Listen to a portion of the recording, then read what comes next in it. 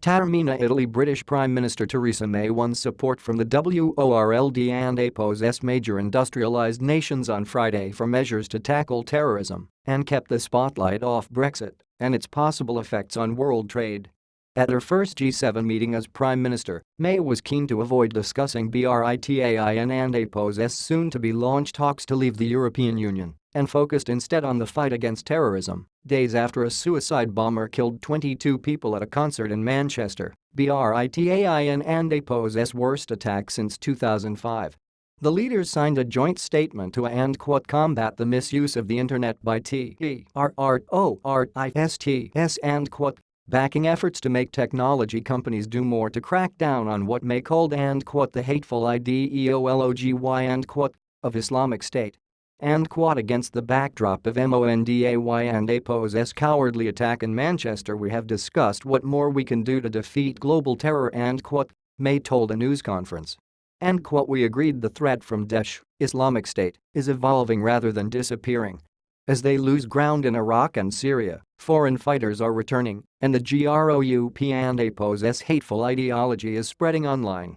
Make no mistake, the fight is moving from the battlefield to the internet.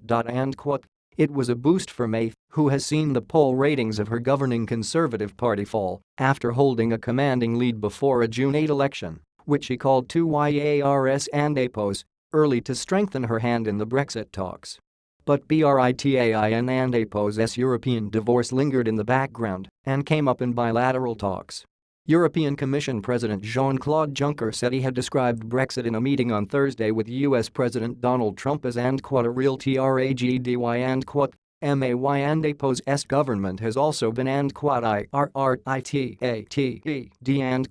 about intelligence leaks by US officials on the investigation into the Manchester attacker, 22-year-old Salman Abedi, suspected by the police and security services to have been working with a network of people inspired by extreme Islamist ideology. After raising her concerns with Trump at a meeting on the sidelines of the G7 meeting, she said she had been reassured that he found the leaks unacceptable and that the Manchester police were again cooperating with the United States.